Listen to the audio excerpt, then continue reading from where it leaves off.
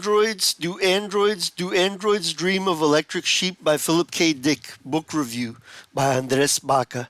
Spoiler warning, spoiler warning, spoiler warning. If you enjoy this video, please like, subscribe, and leave a comment letting me know if you would want to have a replicant for yourself, why or why not. And please share this video with your friends and anywhere you think there will be an audience for it. This is my review of the 1968 novel Do Androids Dream of Electric Sheep by Philip K. Dick. I read an account that said that one of the original titles was supposed to be Do Androids Dream, which I think is a better title, but the publisher or someone else, I can't remember, recommended the name change, and Dick agreed. Do Androids Dream of Electric Sheep is considered to be a proto-cyberpunk novel. Proto in the Greek means before. It has corporations which strongly and controversially affect the world around it. The Rosen Association is a corporation which has developed the most advanced android in history, the Nexus 6. An android with a hyper-advanced intellect that is difficult to distinguish from a human. But unlike the movie, in the novel there is no strong East Asian influence. That's one of the cyberpunk elements that's missing from the book. A diagnostic exam called the Voight-Kampff test has been developed to determine if someone is a human or an android.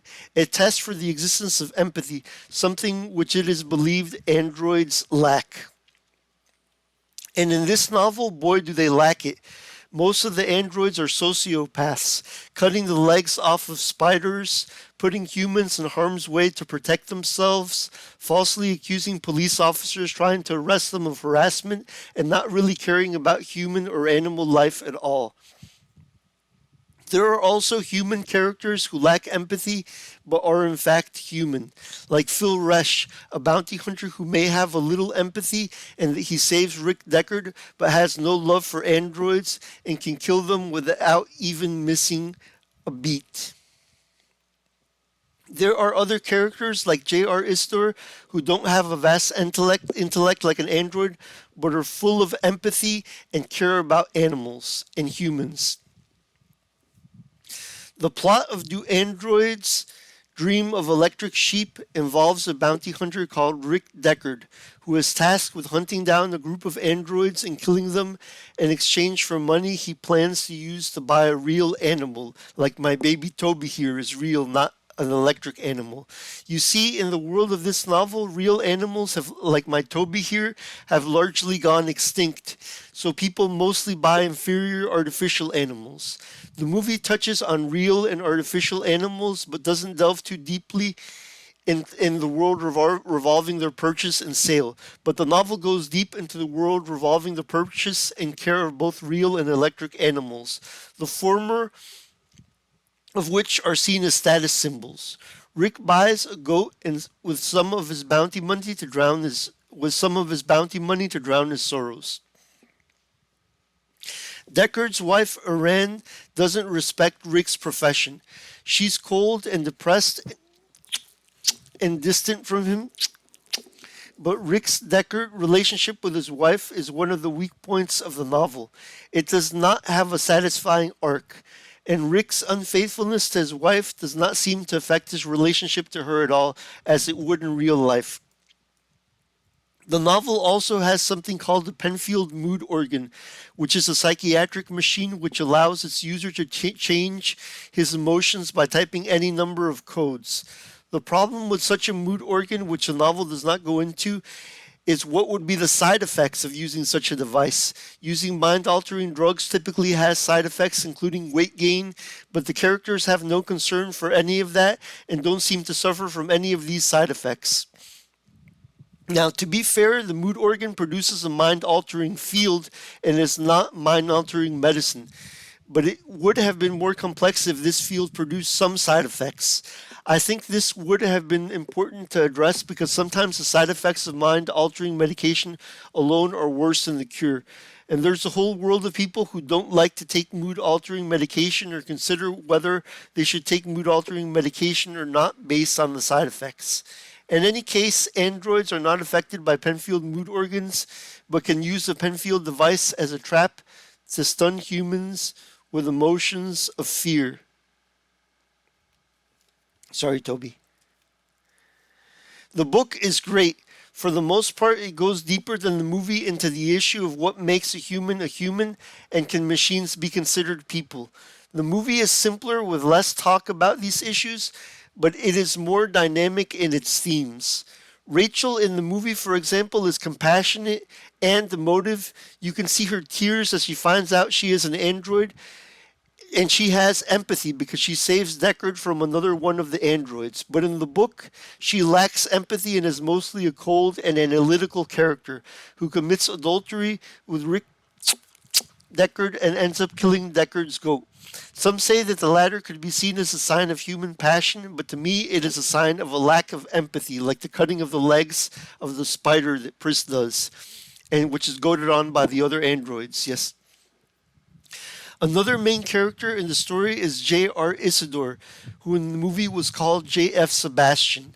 In the movie, he is a genius genetic designer, but in the book, he is a character who has a low level job working for an animal repair shop and who has been affected by the radioactive after effects of World War III. As a result, he is a mentally impaired person called a special. He is even bullied and called by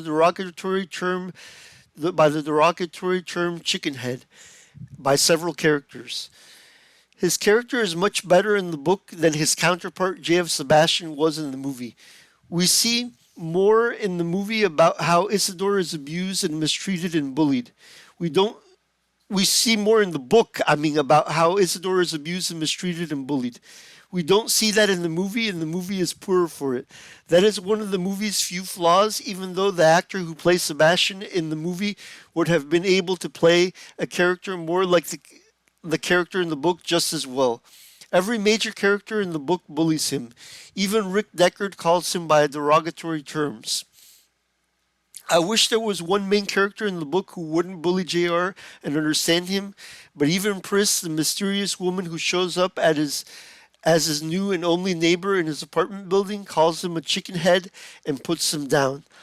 All Isidore wants is company and someone to love, but the androids take advantage of his kindness and use him as a tool to benefit themselves at the cost of Isidore's own safety. They are sociopaths. Once again, the androids in the novel have almost no empathy. This is one aspect of the film the movie does better. In the film, both Rachel and Roy Batty can be seen as having empathy.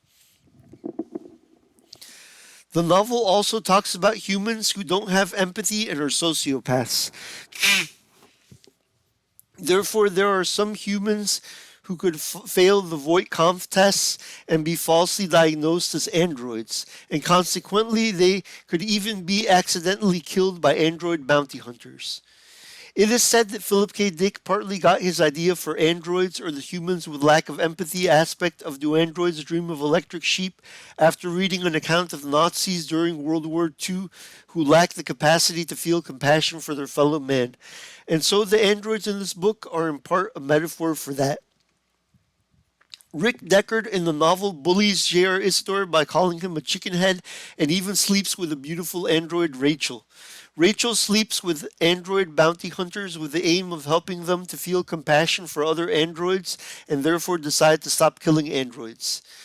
Rick cheats on his wife because he entertains Rachel for too long. He even invites her to a hotel room. I can't see how that could end up with an innocent conversation. Of course, I think the question was raised in the novel as to whether sex with an android could really be considered adultery since an android is not living. The androids in the novel are unlikable. In the movie, Roy Batty is poetic and has beautiful thoughts.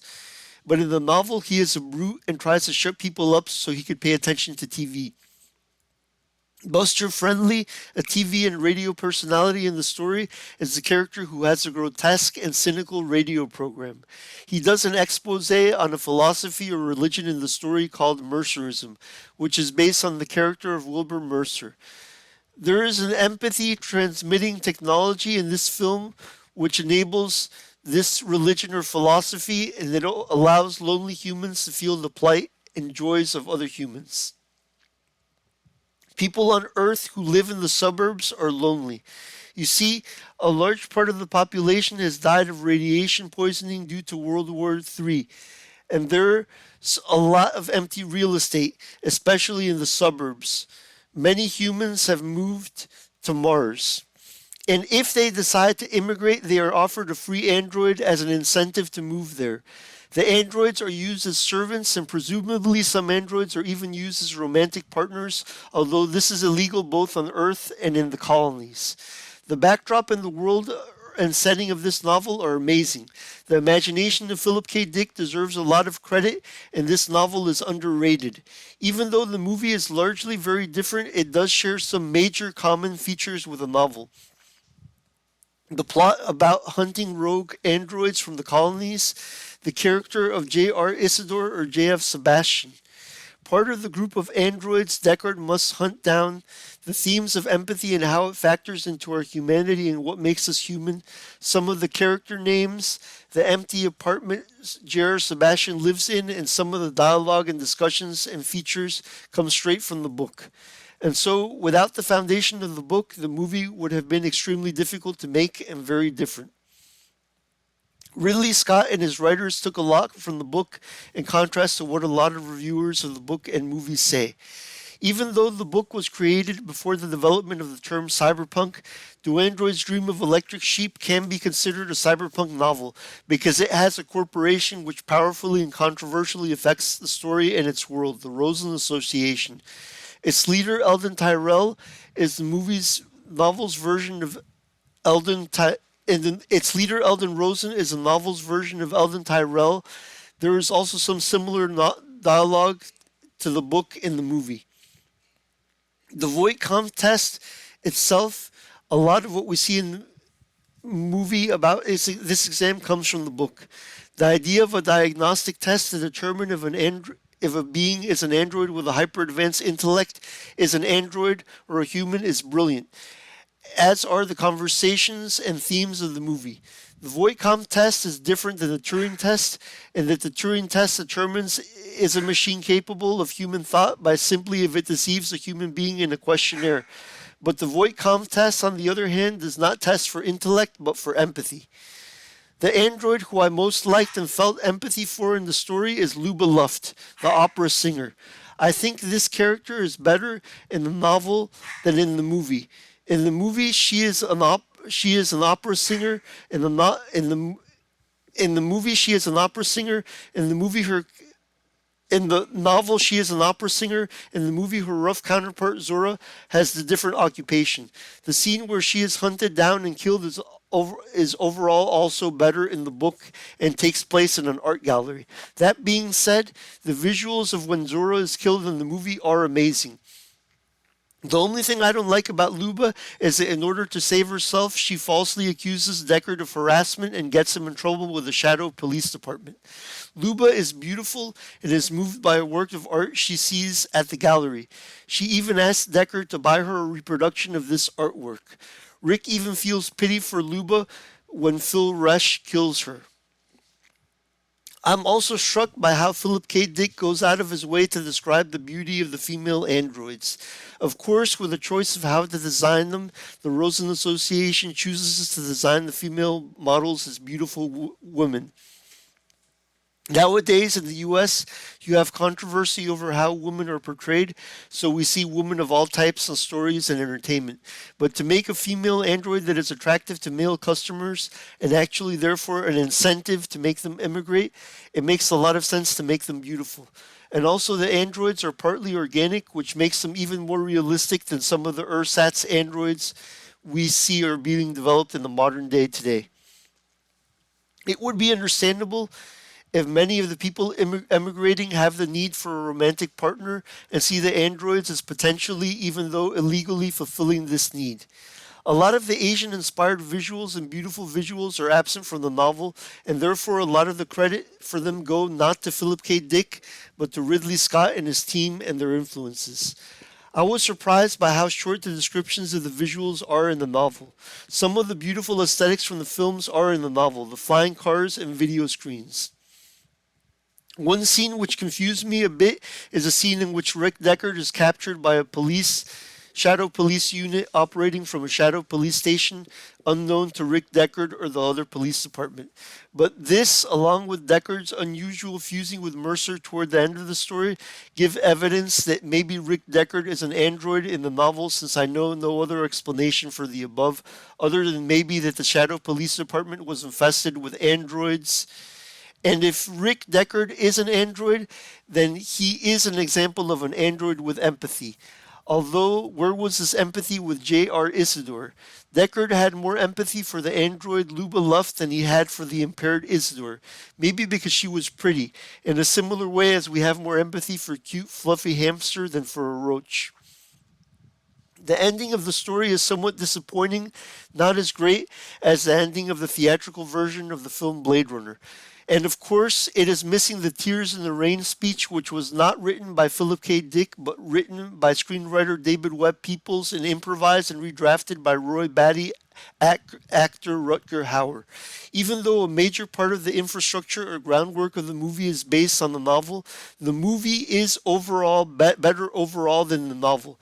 But you could say it was a collaboration and culmination of the efforts between Ridley Scott, Hampton Fancher, David Webb Peoples, and Philip K. Dick.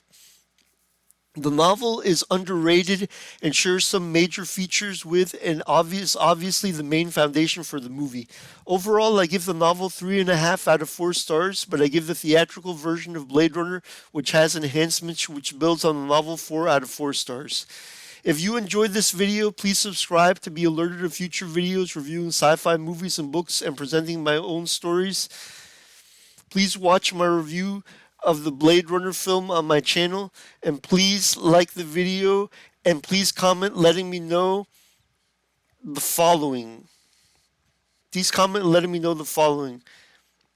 If you would want to have a replicant for yourself, why or why not?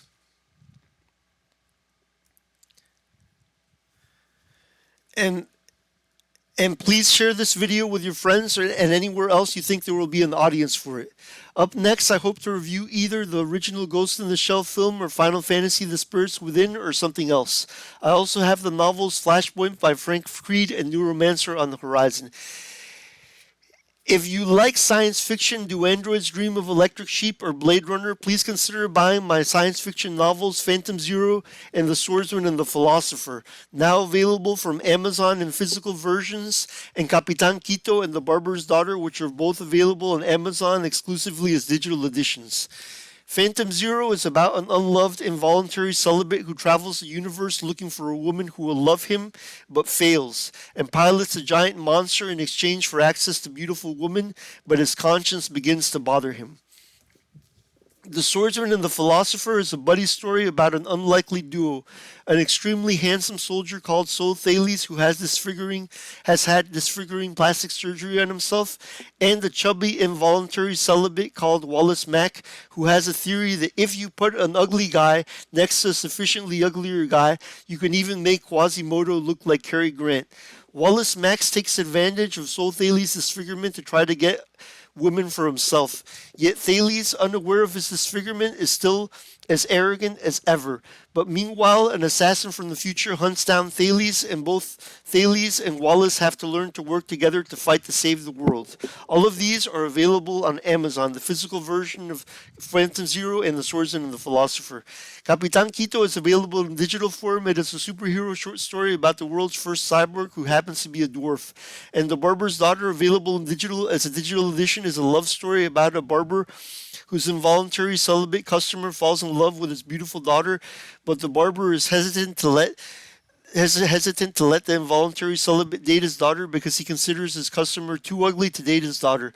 But the other workers at the barber shop stand against the barber, and the story may pull at your heartstrings and at the barbers toward the end. So if you like Blade Runner, please consider buying Phantom Zero. I think you may like it. I love Philip K. Dick, and some of my stories have an influence of Philip K. Dick. Video games, novels, movies, like whatchamacallit, Metal Gear Solid influenced Phantom Zero, so you may like it if you like video games or if you like Blade Runner. It's a mecha kaiju memoir. Yes, and this, if you like the movie Twins with Arnold Schwarzenegger and Danny DeVito, and if you like Crouching Tiger, Hidden Dragons, you may like The Swordsman and the Philosopher. And it takes place in Miami, and involves a beautiful woman. Also, if you like the beautiful woman of, if you like the beautiful woman of Blade Runner and Duandra's Dream of Electra Sheep, you'll love the. This novel is full of beautiful women, and this novel is full of beautiful women too. All right, so thank you. God bless you. Jesus loves you, and hope to see you soon.